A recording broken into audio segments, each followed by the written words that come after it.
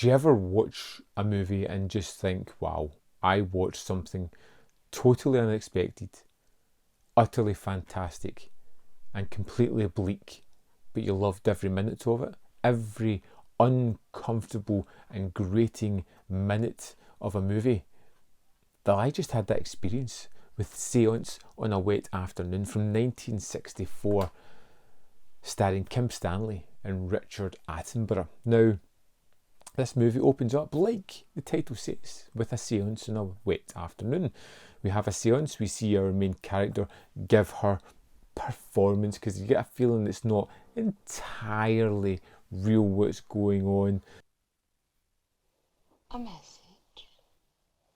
Yes.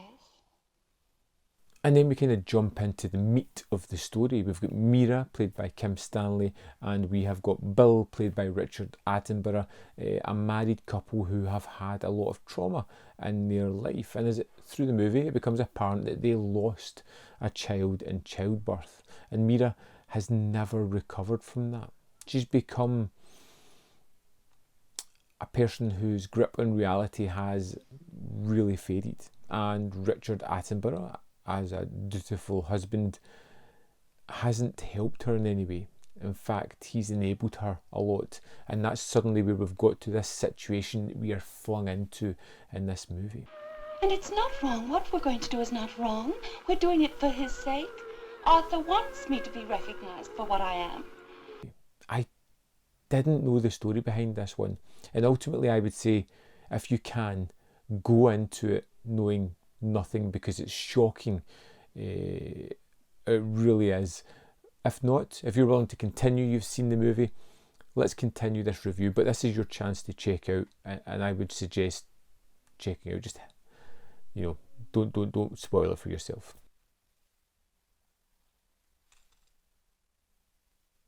As we meet our married couple, quite often there's a strange dynamic of Mira kind of putting Bill down and then reeling him back in, treating him poorly, and then saying that he needs her more than she needs him. And there's a definite manipulation in Mira throughout the full movie, whether it be with Bill, whether it be with the people paying her for a seance, or whether it be some of the most ghastly things that go on later on. She is most definitely the antagonist of the piece here, a person that has been severely damaged and is now unable to rationalise a lot of the things that she's doing. I think Richard Attenborough as Bill is phenomenal. A man who is almost pressured, gaslit into doing things that he does not want to do, does not agree to do, does not want to do, but somehow is compelled to by Mira. I didn't have to make it up. Don't you see? That's why it has to happen, Billy. There is a plot in place. Right at the start of this movie, they are going to kidnap a girl of a wealthy man, kidnap her, ransom her back, take the money. Then Mira is going to inject herself into the case as a psychic and give some information to help save them, find the child and the money, and kind of save the day. And she'll have some legitimacy about her supernatural skills. I'm quite sure she'll be all right, and I do understand your husband not having time for me. No, nothing. But I'm never wrong about these things. But once they have the kid, things get a little bit icky, a little bit dirty. You get to see Bill really start to fracture, not wanting this girl to die, not wanting anything to happen to her. You get to see Mira start to lose her grip on sanity even more, and it becomes high pressure situations. There is a scene where Bill has to pick up some money, and it's wonderfully directed. It's superbly tense as he's following the man that he's to get the money, making sure that the police are at a distance, that they're not going to get him, that the escape plan is sorted. There's a couple of sequences like this that are just super exciting. There is a bleak nature to this movie that ekes into the film and into yourself while you're watching it, where you feel as if this isn't going to end well. this isn't going to end well for anyone. It's going to be a horrible situation, and there is a child really at danger in this one.